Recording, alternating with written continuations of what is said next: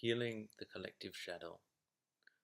Carl Jung, who was one of the real pioneers of psychotherapy, coined the term shadow. And it's really important that we begin to grasp the significance of what this term means and where it resides within us. So, in a kind of simplified way, Jung talked of the shadow as sort of like the repository of all of the repressed aspects of our own psychology, all of the parts of ourselves that we don't like, that bring us negative emotions, that bring us negative mental states, that bring us guilt and fear and shame. And Jung identified that the shadow was unconscious. It's not necessarily so conscious. It's something that we kind of hide under the rug, so to speak. We sweep our own kind of like psychological and emotional debris under this inner rug of the unconscious mind, and then we dump it in the shadow. And so, if we look at our shadow as something that needs to be healed and integrated, we can begin to have a better relationship with our shadow. And there's many ways of doing this, and it's absolutely necessary that we start to work with our shadow rather than denying it or further repressing it or projecting it onto others.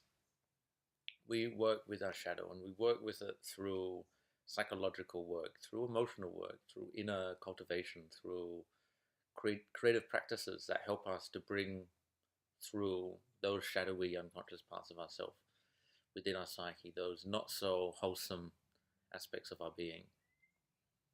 And so Jung spoke of the shadow as being largely based on projections. And so what we see in another person that we don't like, when we look at Donald Trump and we see, the arrogance in his being, and our shadow flares up and we go, oh, this doesn't feel good for me. This is it's a bit wrong. This is our shadow reflecting and projecting onto another person's shadow. And so when we begin to look at the collective shadow, we get an idea of where the collective unconsciousness is at, which is another word that Jung coined. And so in the collective unconscious, we have a collective shadow. And if you look at history, you see that the collective shadow has been plagued with all sorts of neuroses, irrationalities, fears, desires, failed dreams, death drives, wars, poverties. And so the way that the collective shadow works is it's the sum total of all of our repressed taboo material. And so because of our collective shadow, which is unconscious, often whole countries get mobilized through the collective shadow. If you just look at World War II, you can see that someone like Adolf Hitler capitalized on the collective shadow by projecting out the shadow of the people onto the Jews and identified them as the problem, and then mobilizing them in attack of that problem.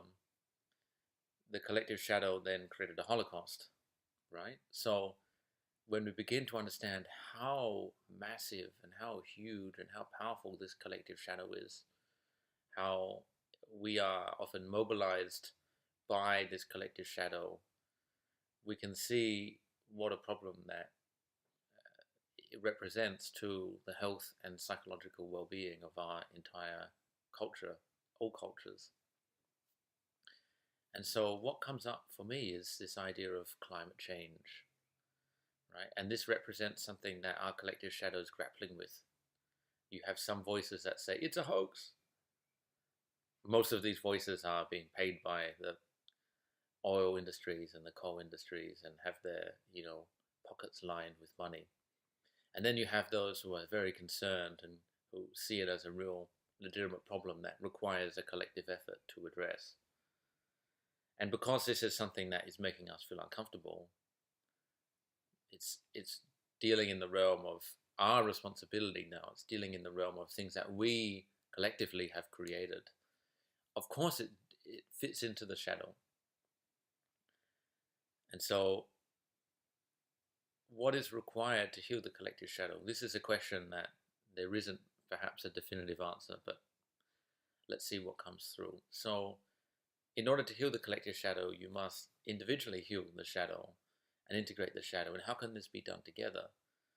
If you look back through historical periods, you can see that there have been, I guess, processes and places to heal the individual and collective shadow.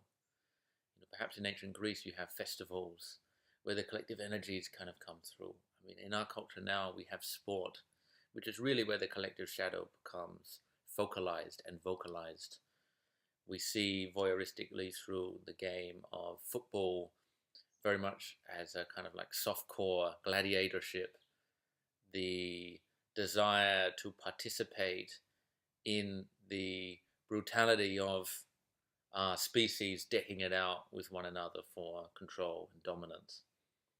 And the collective shadow rears up, this is our side, we're going for this side, and we're against this side. And the collective shadow then projects all of its negative emotions and fear and blame and anger and anguish onto that collective shadow, and is relieved of those negative emotions through projecting it onto an opponent and an opposition. And this is the key point, it's the opposition that enables that collective shadow to be projected out onto the field for then it to be seen or to be released. So the approach that my being has taken to work with my shadow, which has been around unworthiness, anguish, emotional kind of blockages, psychological immaturities, and I'm sure there's more that's not conscious, has been to use art as the medium to express those, dissident, dissonant, discordant spaces within myself. And using art and music in order to bring it through. Carl Jung says if you do not make the unconscious conscious, then it will influence your life and you will call it fate. And this is a very astute and key teaching about the nature of our unconscious mind. Is we need to, in order to individuate as a sovereign being, as a whole being, as a soul, we need to do this unconscious shadow work. And because it's not comfortable, because it's painful, we reject it, which then creates more of that shadow. And so we need motivation to do that work. We need motivation to bootstrap ourselves into addressing those repressed and denied aspects of our being that are needing to be heard, the wounded child within us, and use creative means to bring it forth, to make it conscious, to bring it forward through consciousness.